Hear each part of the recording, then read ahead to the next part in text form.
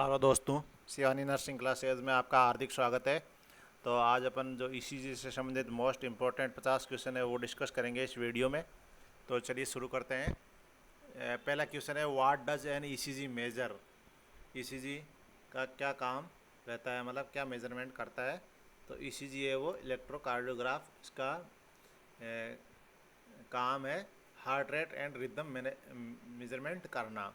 Next है, which of the following is a normal ECG interval. तो normal ECG interval क्या है, तो इसमें पीआर इंटरवल है वो 200 से 400, क्यूआरएस ड्यूरेशन है वो 100 से 200 एमएस, और क्यूटी इंटरवल है वो 400 से 600 एमएस। ये है जो इसमें all of the above right answer है, मतलब पीआर इंटरवल, क्यूआरएस ड्यूरेशन और क्यूटी इंटरवल इतना होना चाहिए। नेक्स्ट है, what does the P wave represent on an ECG. ECG में पी वेव क्या रिप्रेजेंट करती है, तो ईसीजी में पी वेव है वो एट्रियल डीपोलराइजेशन रिप्रेजेंट करती है। नेक्स्ट है, which of the following arrhythmias is characterised by a heart rate more than 100 beat पर मिनट। अगर हार्ट रेट 100 बीट पर मिनट से ज़्यादा हो जाती है तो उसको क्या टर्म है, तो उसको टेकिकार्डिया बोलते हैं। ठीक है। नेक्स्ट है, what does the ST segment represent on an ECG. ECG में एसटी सेगमेंट क्या रिप्रेजेंट करता है, तो ST segment ventricular repolarisation represent करता है। Which of the following is a sign of myocardial infarction, यानी heart attack on an ECG.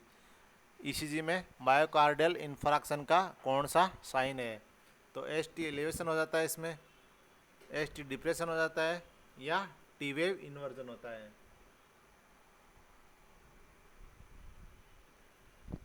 तो myocardial infarction में ये सभी सही आंसर है। एस टी एलिवेशन भी हो सकता है, डिप्रेशन भी हो सकता है, और टी वेव इन्वर्जन भी हो सकता है। नेक्स्ट है, what does the QRS complex represent on an ECG. QRS complex ECG में क्या रिप्रेजेंट करता है, तो वेंट्रिकुलर डीपोलराइजेशन रिप्रेजेंट करता है। नेक्स्ट है, which of the following arrhythmias is characterised by an irregularly. Which of the following arrhythmias is characterised by irregular rhythm. तो irregular rhythm, atrial fibrillation irregular rhythm को represent करता है। What is the normal duration of QT interval. QT interval का normal duration होता है 400 से 600 MS. Next है, which of the following is sign of left ventricular hypertrophy, यानी LVH on an ECG. ECG में एलवीएच का क्या साइन है, तो increased QRS complex amplitude. Which of the following lead is most useful for diagnosing right ventricular infarction. Right ventricular infarction के लिए कौन सी lead को, मतलब सबसे मोस्ट यूजफुल लीड वो है लीड V1। नेक्स्ट है, what is the normal PR interval duration. Normal PR interval duration क्या होता है, 150 से 250 एमएस। नेक्स्ट है, which of the following arrhythmias is characterised by a heart rate less than 60 beat पर minute. तो इसको नाम देते हैं ब्रेडिकार्डिया। नेक्स्ट है, what does the U wave represent on an ECG. ECG में यू वेव क्या रिप्रेजेंट करता है, तो वेंट्रिकुलर रिपोलराइजेशन। नेक्स्ट है, which of the following is a sign of hypokalaemia, मतलब high potassium level on an ECG. ECG में high potassium level का क्या साइन है, तो पीक्ड टी वेव। नेक्स्ट है, which of the following leads is most useful for diagnosing anterior wall myocardial infarction. तो anterior wall MI के लिए lead कौन सी देखी जाती है, तो लीड V2। नेक्स्ट है, what is the normal heart rate range for an adult, adult के लिए 60 से 120 बीट पर मिनट। नेक्स्ट है which of the following arrhythmias is characterised by a rapid regular rhythm with a narrow QRS complex. Which of the following arrhythmias is characterised by a rapid regular rhythm with a narrow QRS complex. तो उसमें supraventricular tachycardia में क्या होता है, rapid regular rhythm और narrow QRS complex होता है। अगला है what does the PR segment represent on an ECG. ECG में पीआर सेगमेंट क्या रिप्रेजेंट करता है, तो एट्रियल रीपोलराइजेशन।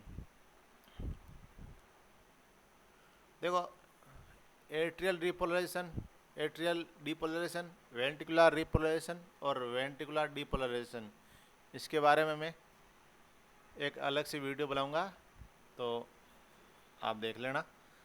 अगला है which of the following is a sign of hypokalemia on an ECG. ECG में हाइपोकैलेमिया का साइन क्या होता है, फ्लैट टी वेव। अगला है which of the following lead is most useful for diagnosing lateral wall myocardial infarction. तो lateral wall MI में lead V5 देखते हैं।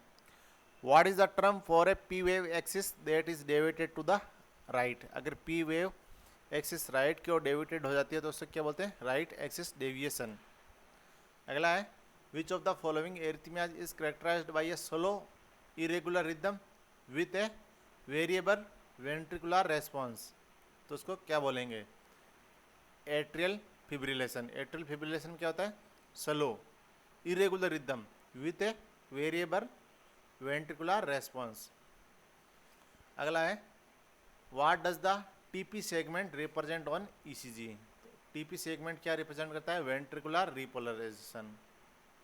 अगला है which of the following is a sign of digitalis toxicity on an ECG.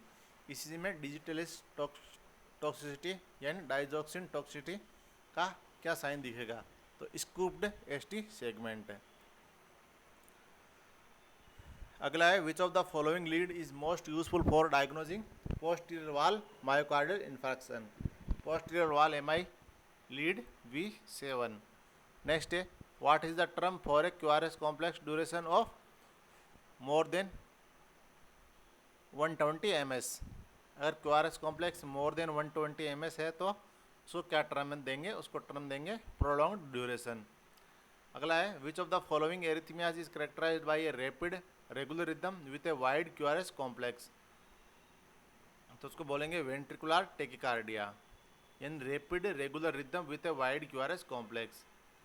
अगला है ST segment क्या represent करता है, एसटी सेगमेंट क्या रिप्रेजेंट करता है, तो वेंट्रिकुलर रीपोलराइजेशन। नेक्स्ट है which of the following is a sign of hypercalcaemia on an ECG. ECG में हाइपर कैल्सीमिया का साइन है वो है shortened QT interval. QT interval है वो छोटा हो जाता है। अगला है which of the following leads is most useful for diagnosing right ventricular hypertrophy. RVH lead V1। अगला है what is the term for a P wave amplitude more than 2.5 mm in lead second. अगर lead second में P wave amplitude है वो मोर than 2.5 mm है तो उसका क्या मतलब हुआ, उसका मतलब हुआ increased amplitude. What is the following arrhythmias is characterised by a heart rate less than 60 beat पर मिनट। तो अगर हार्ट रेट 60 से कम हो जाती है तो उसे क्या बोलेंगे, ब्रेडिकार्डिया। अगला है what does the QT interval represent on an ECG.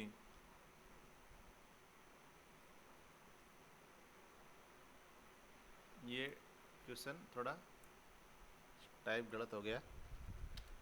अगला है which of the following is a sign of hypomagnesemia low magnesium level on an ECG.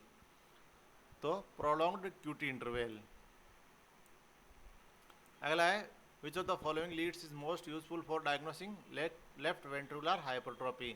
तो एलवीएच में लीड V5। अगला है what is the term for QRS complex axis that is deviated to the left. तो left axis deviation.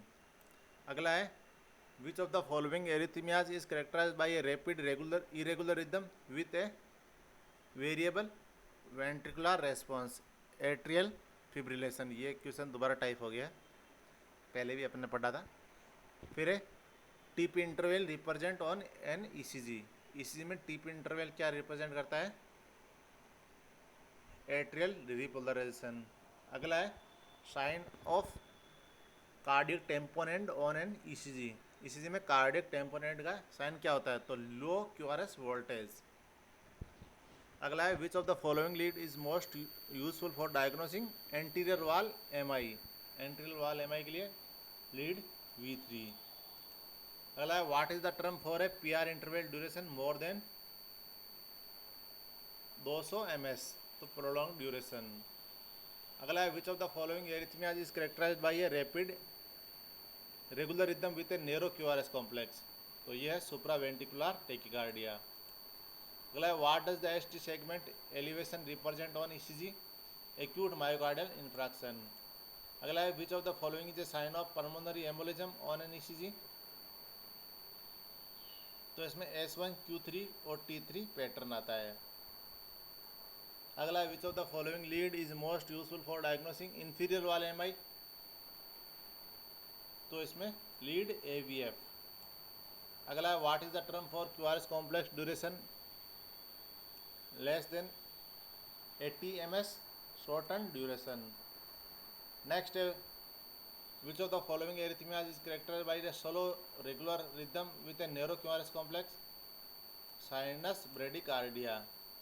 अगला है what does the T wave inversion represent on ECG? Ischaemic और infarction. अगला है which of the following the sign of cardiac chamber enlargement on ECG? तो है increased QRS complex amplitude.